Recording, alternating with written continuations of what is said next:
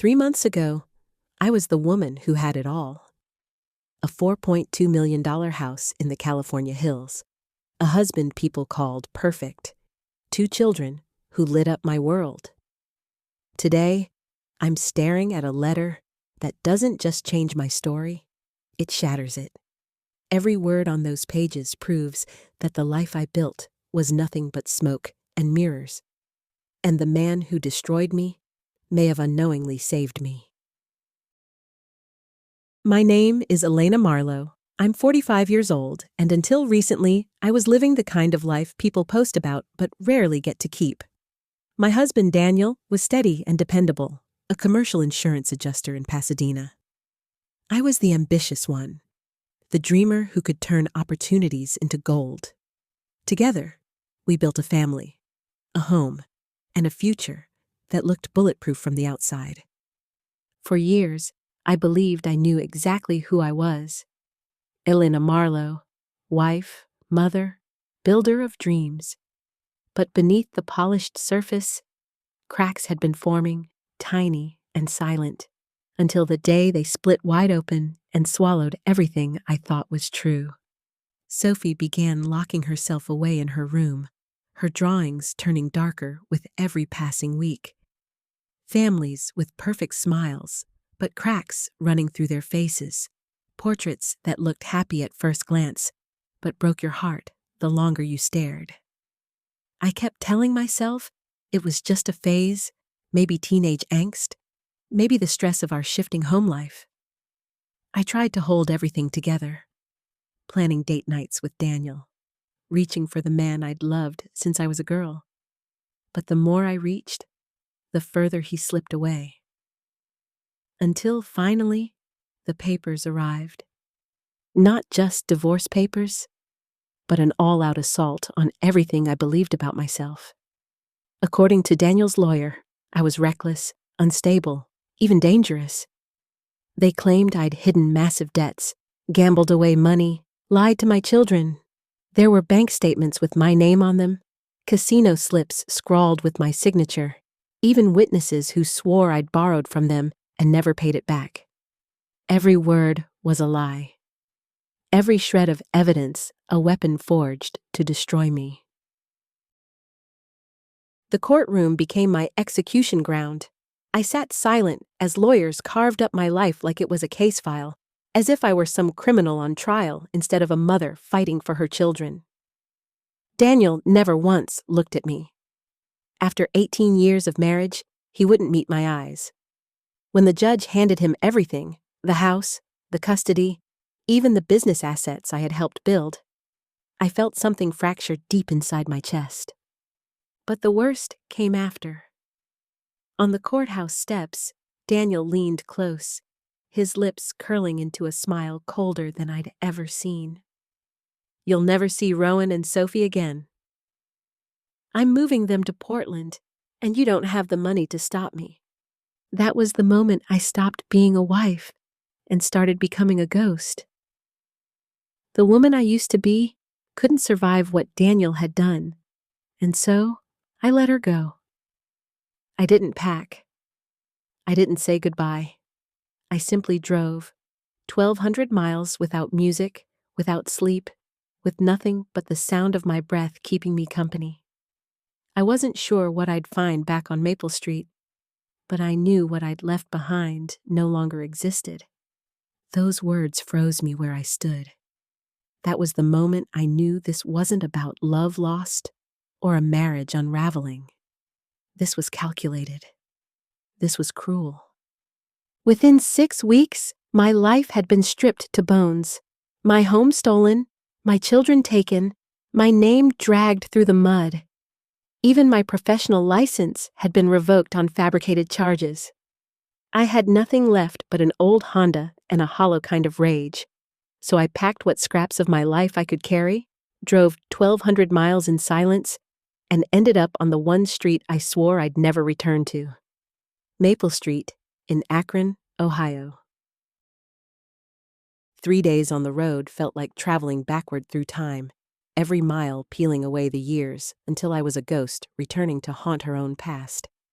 When I finally pulled into the driveway, The house looked exactly as it had the day we buried my mother 2 years earlier. Small, neat, a modest 1960s ranch painted white with black shutters, a front porch barely big enough for 2 chairs, and a side table where she used to sit each evening with her tea and a library book. That house was waiting for me like a time capsule, and I had no idea it was about to unlock a secret bigger than my grief, my betrayal, or even my marriage. I sat in the car for what felt like hours, staring at the house and trying to summon the strength to step inside.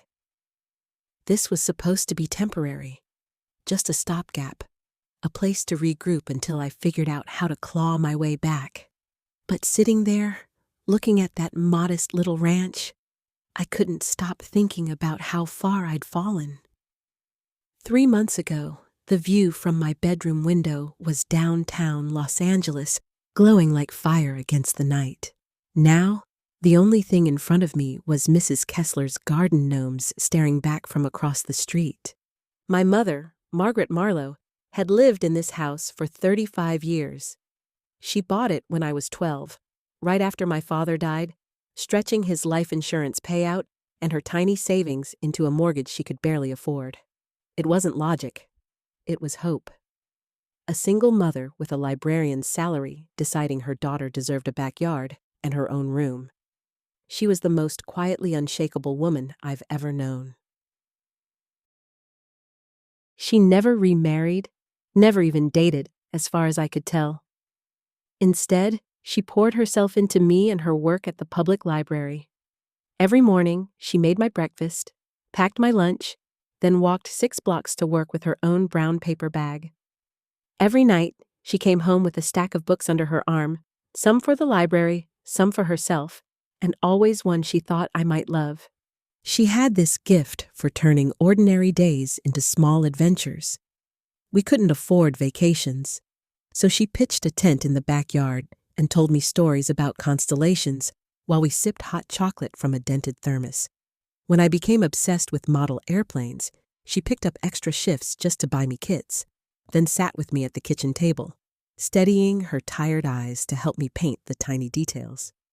What I remember most was her certainty.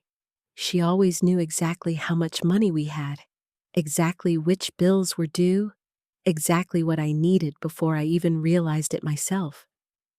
For a woman widowed young and left to raise a child alone, she never seemed shaken, never let the world see her sweat. She just handled things, and that quiet competence made me feel safe in a way I didn't fully appreciate until I became a mother myself. The strangest part was how we always had just enough. Never abundance, but never the desperate shortage you'd expect from a librarian's paycheck. School clothes, car repairs, even college. She somehow made it work. When I was newly married and drowning in bills, I asked her once how she did it, how she gave me everything I needed on so little. She just smiled that knowing smile and said, "You find a way when someone you love depends on you." That's what parents do. Now, unlocking her front door for the first time since the funeral, her presence hit me like a wave. Lavender soap and old books, the scent of home. The furniture was frozen in time. Her glasses still sat on the end table by her favorite chair. The mystery novel she'd been reading lay open on the coffee table, bookmark waiting patiently as if she'd only stepped away. Walking through those rooms, the weight of everything I'd lost pressed down on me until it felt like I could hardly breathe. My children were 1,000 miles away, probably hearing lies about me. My husband had become a stranger who looked at me with nothing but contempt. My career was gone, my name ruined, my savings stripped. But there, in the middle of her quiet, book-filled living room, surrounded by the echoes of the life she'd built, something inside me shifted. I made a decision. This house was the only thing Daniel's lawyers couldn't touch. It was mine, free and clear. A gift from a woman who had spent her entire life making sure I always had something solid beneath my feet. My plan was simple: fix it up, sell it, and pour every dollar into fighting for my children. It felt like a plan I could cling to. What I didn't know was that my mother had left me something far more valuable than real estate. The unraveling had started months earlier, though I refused to see it for what it was. When Daniel first asked for space, I convinced myself we could work through it. That our marriage was bent, not broken. That all of this was about us, not something far more dangerous. I'll never forget the morning the papers arrived. Same routine as always.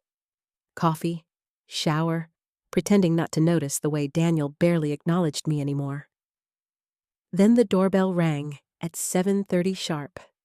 A process server stood there with an envelope that would erase everything I thought I knew about my life. It wasn't just divorce, it was a full-blown annihilation.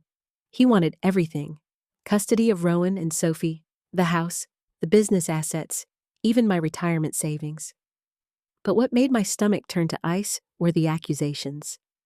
According to the documents, I was a compulsive gambler drowning in secret debt. They claimed I had stolen from client accounts to fund my addiction, that I was reckless, unstable, even dangerous to my own children. Not one word of it was true. I'd never set foot in a casino. Never played cards for money. I'd maybe bought a handful of lottery tickets in my entire life. My career had been built on trust, every client's account spotless. But somehow, his attorney had evidence for all of it. That evening, I confronted Daniel as he packed our bedroom into boxes with mechanical precision, like a man who had already erased me from his story. My hands shook as I held out the papers. Gambling! Theft? You know none of this is true. He didn't even look up. I know what I know. The bank statements don't lie.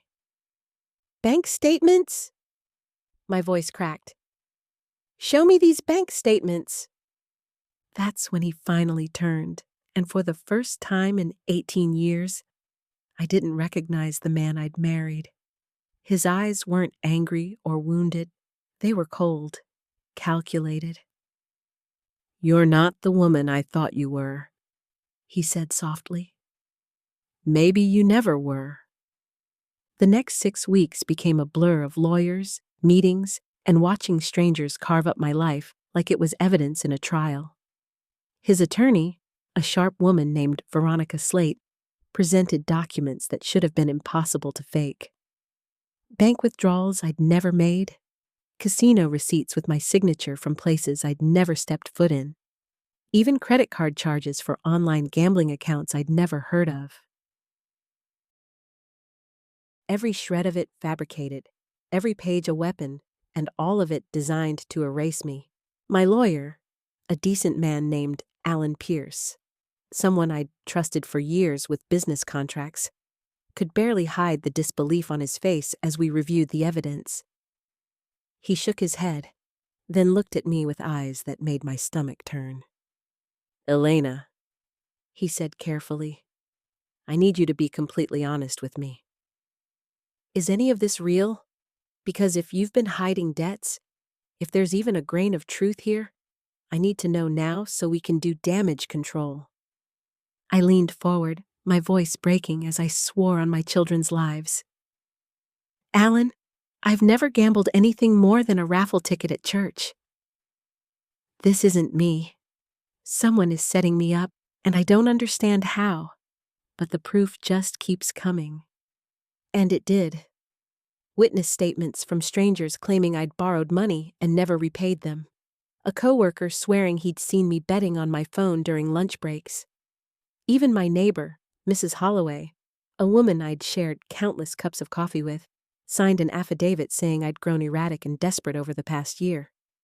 But nothing cut deeper than what it did to my children. Rowan started pulling away, spending more time at friends' houses, answering me with clipped one-word replies when I asked about school or basketball. Sophie still hugged me goodnight, but I could see the doubt in her eyes, the way she was silently trying to reconcile the mother she loved with the addict the world insisted I was. The custody evaluation was its own humiliation.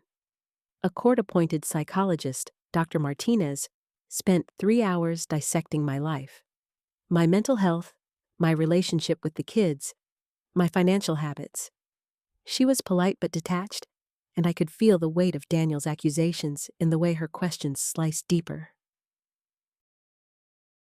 "Elena, addiction often involves denial," she said flatly. "Many gambling addicts become skilled at hiding their behavior from their families." I forced myself to stay calm, though my chest burned. "Doctor, I understand that. But I'm not in denial. I'm not an addict. I'm telling you the truth." She scribbled notes, her face unreadable. "I'll include your statements in my report." The final hearing loomed like a death sentence. That Tuesday in November, I drove to the courthouse knowing I was probably going to lose my children.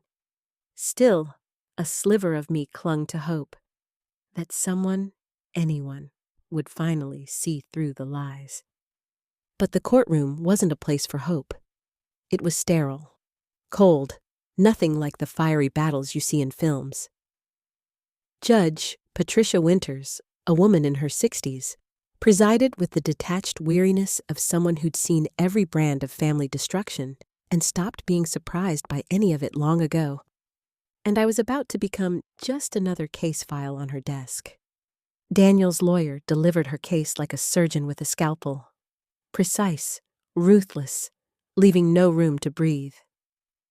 She stacked bank records, witness statements, and expert testimony one on top of the other, until the courtroom was drowning in their version of me.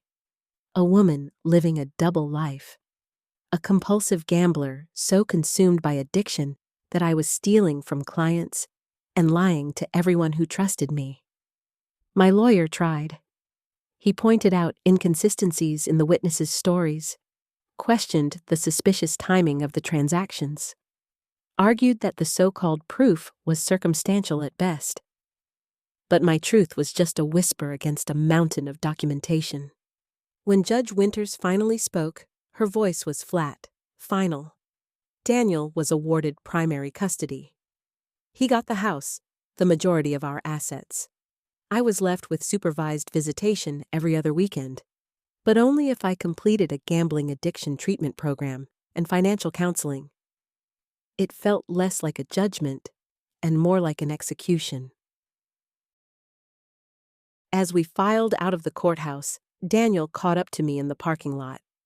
He was smiling, actually smiling, when he leaned in and delivered the final blow. "You'll never see Rowan and Sophie again. I'm moving them to Portland next month, and you don't have the money to stop me."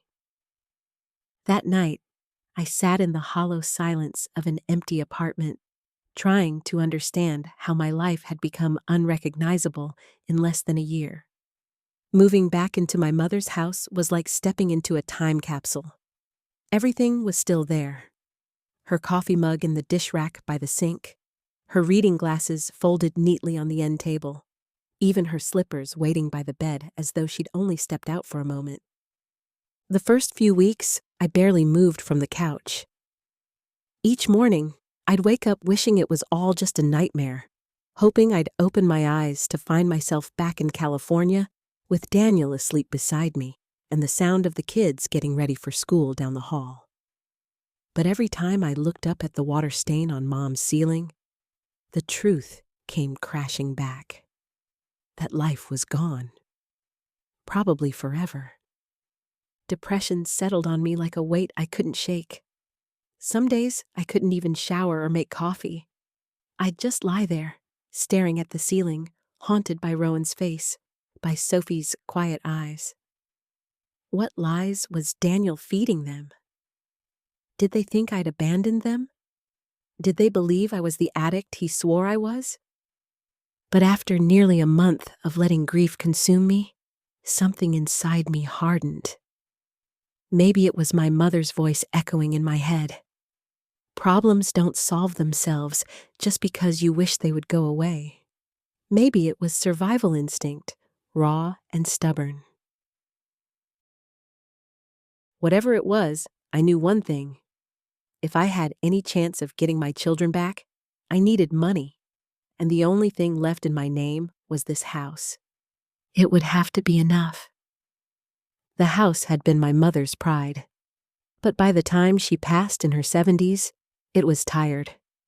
The kitchen cabinets sagged, the bathroom begged for a remodel, and the paint on the walls had faded like old photographs. If I was going to sell it for enough money to fund my legal fight, it had to shine again. I threw myself into the work with a kind of desperate fury, stripping wallpaper, sanding floors, painting room after room until my arms ached. After months of sitting in lawyers' offices, powerless, the work felt like oxygen. Every nail I hammered, every wall I painted was an act of defiance, proof I wasn't beaten yet. The basement was the last part I tackled. Mom had used it as a storage vault, packed with decades of her life, boxes of Christmas decorations, yellowed photo albums, my old school projects she'd kept for reasons only she understood. Sorting through it all was a strange mix of grief and comfort. Touching her things reminded me of who I really was, where I'd come from, and the woman who'd raised me to be decent and strong. Then I saw it. Something odd about the corner where the old oil furnace sat, long since converted to gas, but never moved. The concrete floor around it looked different. Scratch marks that seemed fresh, dust patterns that didn't line up. My mother had been dead for 2 years, and before that, she was too frail to move anything heavier than a book. That furnace had to weigh hundreds of pounds, and yet every sign told me it had been shifted. I knelt, heart hammering, running my fingers along the scuffed concrete. It was impossible, and yet it was there, the evidence, right in front of me. Scratch marks, fresh scuffs on the furnace itself. I spent the better part of an afternoon figuring out how to move it. I had to disconnect the gas line, my hands trembling as I did it, then wrestle a furniture dolly under the edge and heave with everything I had.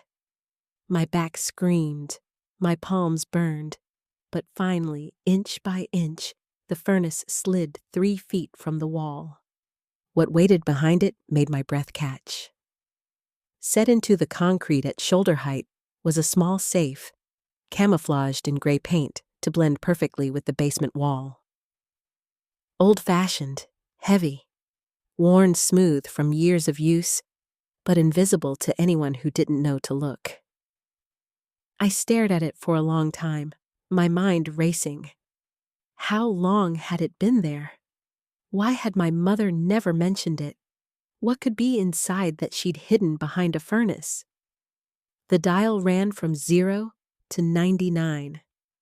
10,000 possible combinations. Cracking it could take forever. And then it hit me, my birthday. Every year, my mother called me at exactly 7:23 in the morning, not a minute before or after, because she said that was the moment I came into the world. March 15th, 1977, 031577. My hands shook as I turned the dial, right to 3, left to 15, right to 77. For a moment, nothing. Then a soft click echoed in the quiet basement, and the heavy door swung open. What I found inside didn't just change my life. It rewrote everything I thought I knew about it. I thought I came here to grieve, to rebuild. But as I stared into the darkness behind that old furnace, I realized my mother had been preparing me for a fight I didn't even know I was in. The safe was deeper than it looked, and heavy with secrets. My fingers brushed the first layer, and my breath caught. Money. More cash than I'd ever seen in one place. Bundles of $100 bills stacked like bricks, some yellowed with age, others crisp and new, all bound with rubber bands. My hands trembled as I lifted them out, counting automatically. $847,000. Beneath the cash lay documents, dozens of them. Driver's licenses, all with my mother's photograph, but under different names. Isabella Reyes from New Mexico, Maria Santos from Arizona, Catherine Walsh from Nevada. The faces were hers, but younger, sharper, eyes that weren't just kind anymore, but watchful. At the bottom, Social Security cards, birth certificates, even a passport for Isabella Reyes dated 1988. They weren't crude fakes, they were real, official, government-level authentic. My mother, Margaret Marlowe, the quiet librarian who raised me, had been living under multiple identities for decades. At the very bottom of the safe was a sealed envelope with my name written across it in her careful, looping handwriting. Not an alias, not some cover name, just Elena, the same script I'd seen on birthday cards and grocery lists my entire life. I sat down hard on the basement floor, the cold concrete pressing against me, and tore it open. Inside were 3 pages of my mother's handwriting. The first line froze my blood. My dearest Elena, if you're reading this, they finally found you, and I'm no longer here to protect you. The letter unraveled my entire life with every sentence. My real name wasn't Elena Marlowe. My father hadn't died in a car accident when I was 12. His name was Victor Castillo, and he'd been murdered by the Torino crime family in Chicago on September 18, 1989. My mother had witnessed it. She was supposed to die with him. Instead, she ran. She took me and disappeared. 3 months later, she testified before a federal grand jury against the men who killed my father. I had to stop reading. My hands were shaking so badly the paper blurred. Victor Castillo. Not Victor Marlowe, the construction worker who died too young, but Victor Castillo, murdered by the mob. And my mother hadn't just been a widow making ends meet. She'd been a witness in a federal case. The letter went on. We entered the Witness Protection Program in January 1990. I became Margaret Marlowe. You became Elena Marlowe. We moved to Akron, Ohio to start over. The government gave us new identities, a modest settlement, and the promise of safety as long as we stayed invisible. Everything clicked into place. Her endless caution, the way she always seemed to have just enough money, her reluctance to talk about the past, the rules she'd drilled into me. Never trust too quickly, never reveal too much, always be aware of your surroundings. I'd thought she was just overprotective. She'd been keeping us alive. The money in this safe is what's left of the government settlement, she wrote, plus what I saved over the years by living carefully. But, Elena, there's something else you need to know. Something I discovered too late to warn you about. My heart pounded so hard, it drowned out the silence. I hired private investigators to watch you in California 3 years ago. Not because I didn't trust you, but because I heard whispers. People were asking about the Castillo family again. What they found broke my heart. Your husband, Daniel, has been working with people who have been looking for us for decades.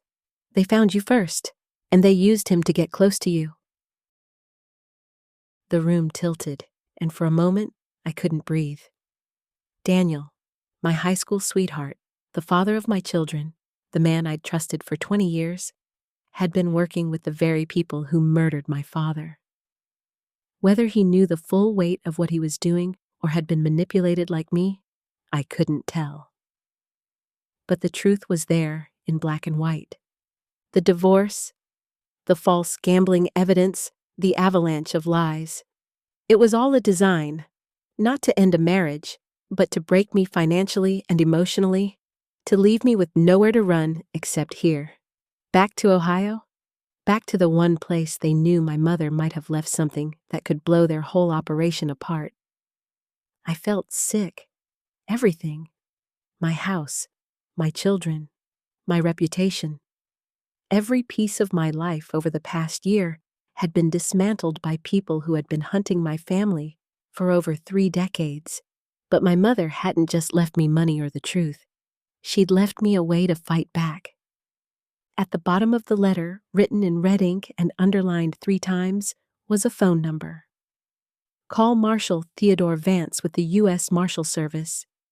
He's been waiting for this call since the day I died. Tell him you're Victor Castillo's daughter. Tell him you're ready to finish what we started. Beneath it, one last message in her steady hand. I'm sorry I couldn't tell you the truth while I was alive.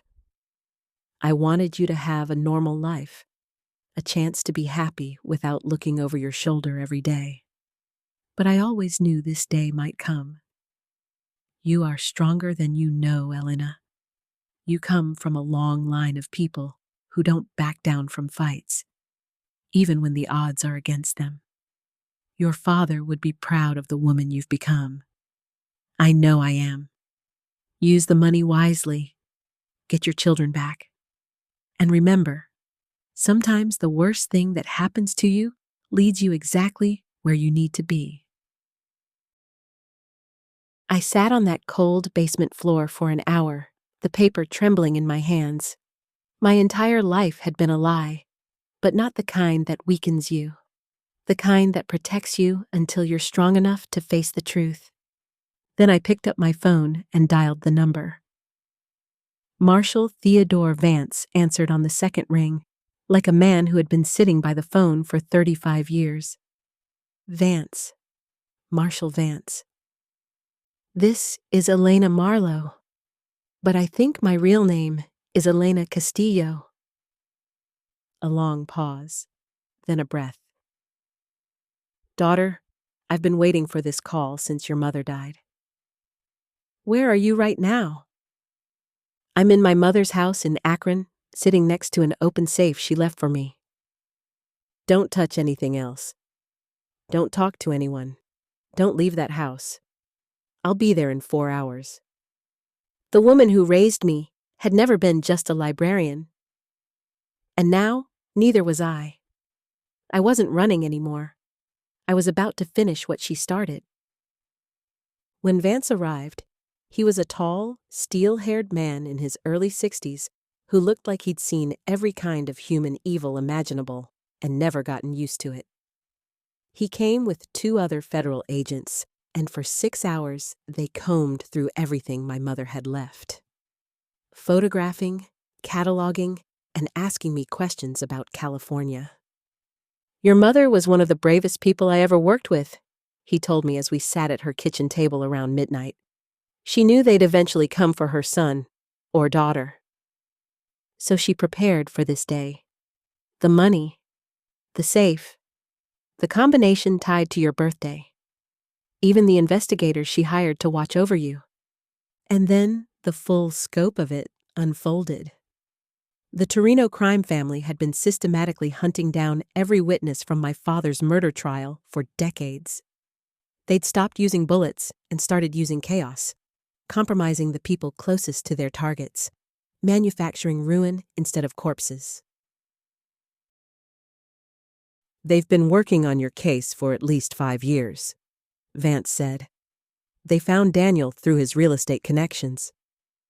They probably came to him as legitimate clients first, then drew him deeper and deeper until he didn't realize what he'd stepped into. My mother's investigators had been documenting everything. Recordings of Daniel meeting with men tied to the Torino organization, evidence of money changing hands, falsified documents, witnesses being paid to lie about me. The gambling addiction, the fake bank statements, all of it was their work. Vance said they'd used the same playbook on at least 6 other witnesses over 15 years. Create financial and legal chaos, destroy credibility, then wait for the target to retreat to wherever the secrets are buried. But there was one thing the Torino family hadn't counted on. My mother's death had triggered protocols within the Marshal's service.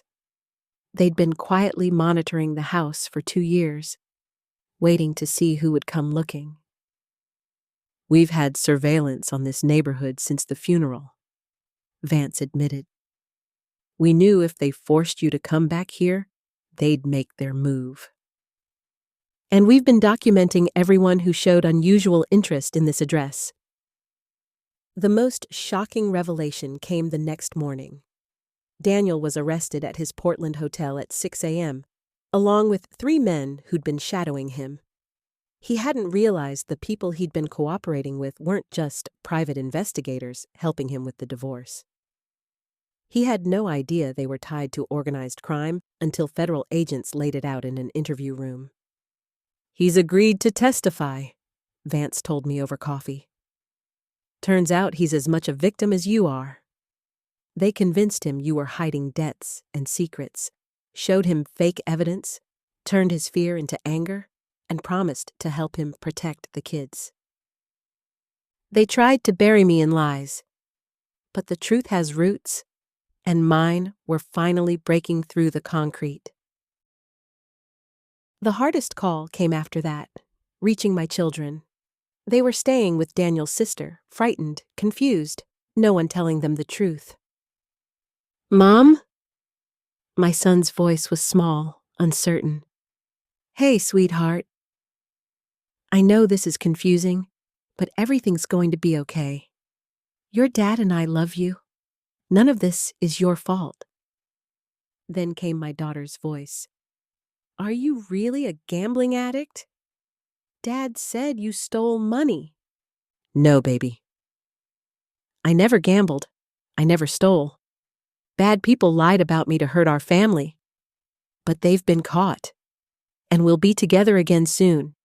It took 6 long months to undo the wreckage. The forged bank records were exposed. Witnesses recanted. My license was reinstated. My name was cleared. Daniel and I can never go back. Too many lies, too much trust shattered. But for our children's sake, we're trying to rebuild a fragile peace. He's in therapy, wrestling with guilt. I'm in therapy, learning to trust after decades of secrets. And we did get our children back. My son's back on the basketball court. My daughter's art is brighter, though shadows still linger in her drawings. Every day, I think of my mother, of the courage it took to testify against killers and then spend 35 years hiding the truth to protect me. She saved me twice, once as a child and again as an adult. Next year, the Torino case goes to trial. I'll be on that stand, just as she once was. But this time, I won't be running. Because sometimes the worst thing that happens is the very thing that brings you to where you're meant to be. My mother knew that, and maybe now, I'm starting to understand it too. What happens next is still being written.